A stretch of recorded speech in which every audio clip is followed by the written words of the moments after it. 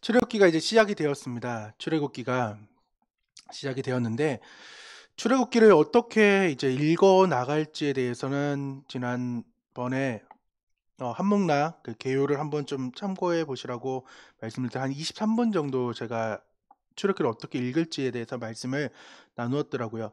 이게 출애굽기를 이제 그 23분을 조금 더 요약을 한다면은 하나님을 아는 것, 그리고 하나님의 그 계시를 우리가 바로 알고 하나님이 어떠한 분인지를 알아가는 것이 이 출애굽기인 거예요. 그래서 그 바로 알고 그 하나님께 보여주시는 그 하나님을 알 때에 과연 우리는 세상을 섬길 것이냐, 즉 바로를 예배할 것인가, 아니면은 하나님만을 섬길 거냐는 것을 우리 출애굽을 통해서 배울 수 있다는 거죠. 그래서 양다리가 아닌 하나님만 섬기는 방법을 이 출애굽기에서 지금 말씀해 주고 있는 거예요. 그래서 저는 40장을 통하여서 우리 교회에서 목사님이 잘 하는, 다른 교회에서도 진짜 찾아볼 수 없는 그건데, 하나님이 어떠한 분이신지, 예수님이 어떠한 분이신지를 늘 말씀을 하시잖아요. 그런 것처럼 여러분도 한번 하나님을 알아가는 성경책이라고 했잖아요. 하나님을 계시하는 책이라고 말씀을 드렸으니까 하나님이 어떠한 하나님인지를 한번 적어보셨으면 좋겠어요. 그래서 자신에게 오는 그 감동대로 이렇게 적어봤으면 좋겠습니다. 저는 오늘 1장을 어떻게 이제 표현을 했냐면은 성취하시는 하나님, 그리고 위기 가운데 일하시는 하나님을 발견했어요. 그래서 매 장마다 제가 찾아낸 하나님의 말씀을 드릴 거예요. 더 많은 것들을 찾을 수가 있겠지만은 뭐라고요? 성취하시는 하나님, 그리고 위기 가운데 일하시는 하나님을 우리는 만날 수가 있어요. 왜 이렇게 찾았느냐?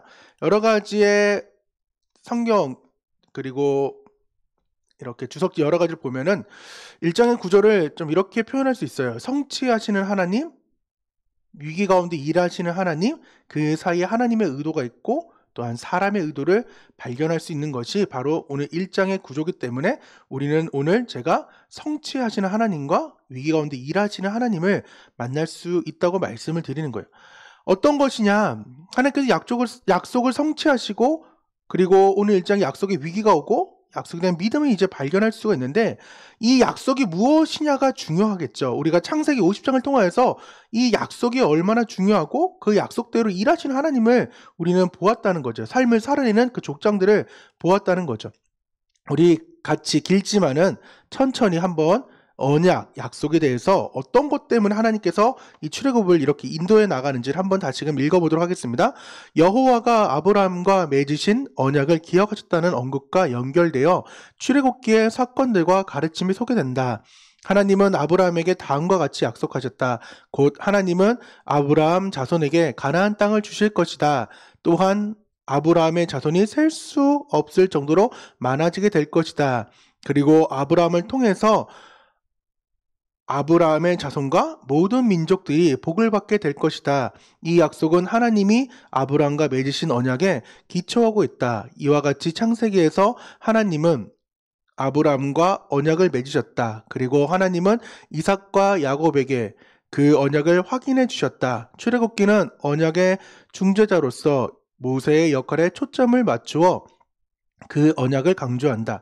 곧 모세를 통해서 하나님은 자신의 목적을 이스라엘 백성에게 계시해 주시며 또한 자신과 자신의 백성 사이에 언약 관계를 이어가신다. 하나님과 이스라엘 백성에 맺어진 언약은 출애굽기의 핵심의 주제들과 밀접하게 연결되어 있다. 그래서 이 언약이 어떤 것들로 더 세분화할 수 있지만 크게 5가지로는 자손, 땅, 복주심, 언약의 중재자 모세, 언약에 근거한 하나님의 임재, 성막을 우리가 볼 수 있게 되는 것이 오늘 출애굽기의 전반적인 이 약속인 거예요. 하나님께서 약속하지 않으셨다면은 오늘 출애굽기를 우리가 읽을 필요가 없지만 하나님께서는 그 약속을 하신 창세기가 어떻게 출애굽기를 통하여서 이루어가는지를 볼 수 있는 거죠. 아까 마지막 그림을 보셨다시피 족장들의 이름과 나중에 430년 통하여서 자손을 준비하시는 그 하나님을 볼 수 있는 거죠. 장정만 60만이나 되는, 그래서 성경학자 중에 적게는 200만, 많게는 400만까지 보는 그 민족을 하나님께서는 만들었다는 거죠. 자, 이해하셨죠? 이것이 무엇이에요? 아까 말씀드렸던 성취하시는 하나님이라는 거죠. 근데 하나님의 의도가 있는 반면에 사람의 의도가 있다는 거예요. 7절 말씀입니다. 이스라엘 자손은 생육하고 불어나 번성하고 매우 강하여 온 땅에 가득하게 되었더라 라는 하나님의 상황들.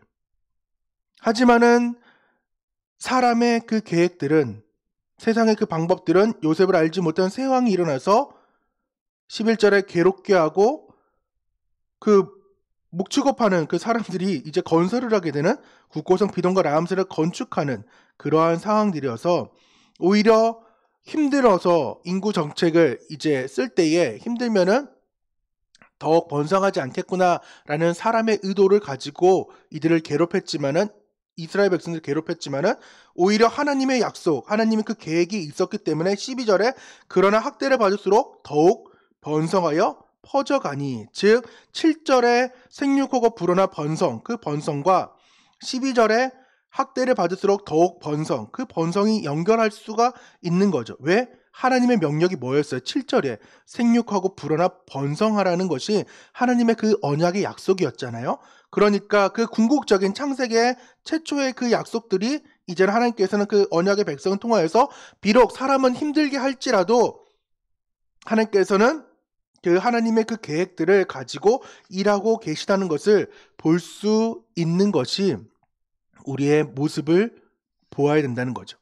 그래서 우리는 또한 그 어려운 상황 가운데서 하나님께서는 또 누구를 준비하느냐? 시프라하고 부라를 준비해요.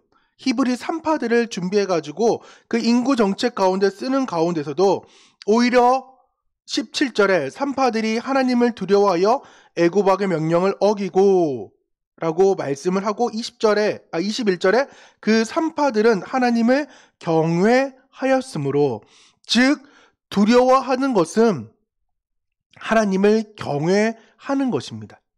같은 말이에요. 그러면 이 경외하다가 이것이 창세기에서 한번 다루었던 내용인데 어떤 것이냐면은 이삭을 바칠 때에 아브라함이 하나님을 경외했어요. 그것을 원어적으로 야레라고 하는데, 야레할 때, 하나님을 경외할 때에 하나님께서는 준비시키는 일에 하나님을 만날 수가 있다는 거죠. 그래서 오늘 출애굽기 1장 시프라하고 부하를 통하여서 하나님을 경외했더니 동일하게 일해하시는 하나님을 우리는 볼 수 있다는 것입니다. 비록 위기 가운데에 찾아오는 그 일들이지만은 하나님께서는 사람들을 준비해가지고 하나님의 일들을 계속해서 이루어 가신다는 거예요. 그래서 하나님을 경외하는 믿음이 그들에게 있었고요. 또한 굴하지 않는 믿음이 있었어요. 오히려 왕의 명령을 어기지 못할 때가 더 많잖아요. 하지만은 굴하지 않고 하나님을 오히려 경외하면서 높으신 분이 누군지를 바로 알았다는 거죠. 그리고 불의를 행치 않았어요. 왜? 하나님을 알았으니까 어떤 것이 선이고 어떤 것이 불의인지를 바로 알았고, 또한 그녀들은 그냥 끝나는 것이 아니라 어떻게 해요? 행함이 있는 믿음이 있었다는 거예요. 말로 끝나고 그냥 생각으로 끝나는 것이 아니라 행동까지 갈 수 있는 신앙이 있었다는 것입니다. 우리 가운데도 오늘 시프라 부라처럼 비록 삶의 그 무거움들이 있고 왕의 명령을 어길 수 없는 세상의 그 법들을 어길 수 없게끔 나아가지만은 높으신 분의 그 하나님의 그 뜻이 어딘지를 바로 알아서 그 왕의 명령을 순종하며 나아가는 것이 우리의 삶이라는 거예요. 왜? 하나님은 성취하시며 위기 가운데도 일하시는 하나님이에요. 왜? 하나님께서는 아까 길게 읽었던 그 언약을 지키시는 하나님이기 때문에 내 언약을 지키는 그 하나님이라는 거예요.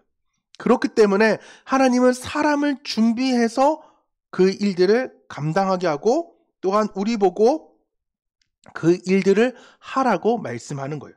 그래서 우리는 하나님의 의도를 바로 알고 또한 사람의 의도보다 하나님의 의도대로 움직이는 삶을 살아가는 것이 우리의 삶이 되기를 간절히 소망합니다. 그래서 오늘 말씀을 기억하며 나아가는 것은 약속을 성취하시는 그 하나님, 약속의 위기 가운데에 있지만은 그럼에도 불구하고 하나님은 그 약속을 지키신다. 그리고 약속의 믿음을 가진 그 사람들을 통하여서 하나님은 일하신다. 그것이 어떤 거냐? 하나님을 경외하는 믿음이며 굴하지 않는 믿음이며 불의를 행치 않는 믿음이며 행함이 있는 믿음이라는 거예요. 그래서 우리는 사람의 의도가 아닌 하나님의 의도대로 살아가는 귀한 성도들 되기를 간절히 소망합니다.